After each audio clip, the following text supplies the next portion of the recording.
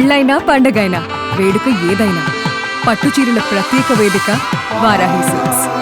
తిరుపతిలో YCP versus Telugu Desam పార్టీగా మారింది సిచ్యువేషన్. తిరుమల తిరుపతి దేవస్థానం చైర్మన్ రాజీనామా చేయాలంటూ వైసీపీ నిరసనకు దిగింది. బిఆర్ నాయుడు రాజీనామా చేయాలంటూ కూడా నినాదాలు చేశారు. వైసీపీ కార్యకర్తలను అడ్డుకున్నారు తెలుగుదేశం పార్టీ నేత జేబీ అనుచరులు.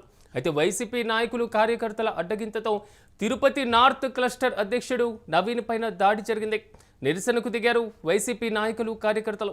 మొత్తం మీద తిరుమల తిరుపతి దేవస్థానం చైర్మన్ రాజీనామా చేయాలంటూ కూడా పూర్తి స్థాయిలో నిరసన జ్వాలలు వ్యక్తమైనటువంటి పరిస్థితి. ఈ నేపథ్యంలో తెలుగుదేశం పార్టీ నేతలు జేబీ అనుచరులు కూడా అడ్డుకున్నటువంటి పరిస్థితి కనబడుతుంది. ఈ నేపథ్యంలో వైసీపీ వర్సెస్ తెలుగుదేశం పార్టీ మధ్య ఉద్రిక్త పరిస్థితులు మాత్రం తిరుపతిలో చోటు చేసుకున్నాయి. సో ఈ నేపథ్యంలో నవీన్ పైన దాడి జరిగింది. సో పూర్తి స్థాయిలో మాత్రం నిరసన వ్యక్తం చేస్తున్నారు వైసీపీ నాయకులు కార్యకర్తలు.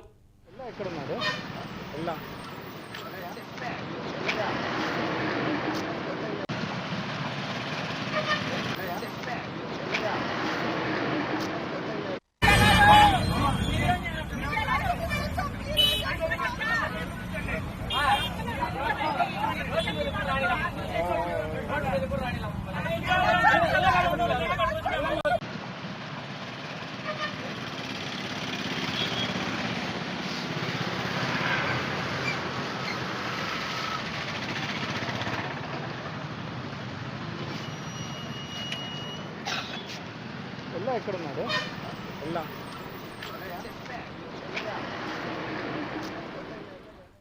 ఇక ఇదే అంశానికి సంబంధించి మరింత సమాచారం మా ప్రతినిధి మల్లికార్జున్ అందిస్తారు. మల్లికార్జున్, ఎప్పుడే ప్రెసిడెంట్ తిరుపతిలో సిచ్యువేషన్ ఏ విధంగా ఉంది? వైసీపీ వర్సెస్ తెలుగుదేశం పార్టీగా ఉద్రిక్త పరిస్థితులు కనబడుతున్నటువంటి పరిస్థితి కనబడుతుంది. పూర్తి అప్డేట్స్ ఏంటి?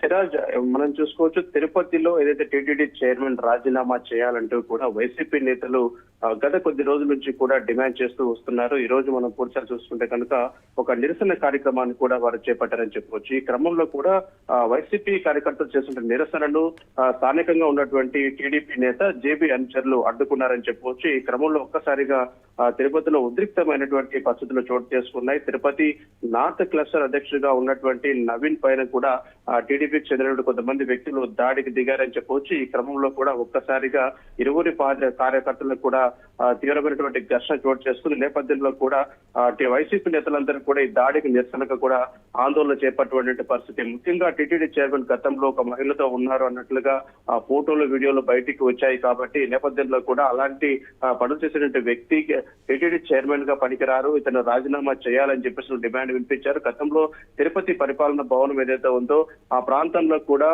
టీటీడీ చైర్మన్ భూమన కర్ణ ఏదైతే ఉన్నారో ఇతను కనిపించడం లేదని చెప్పేసి కూడా బిఆర్ నాయుడు కనిపించడం లేదని చెప్పేసి కూడా నిరసన వ్యక్తం చేశారు.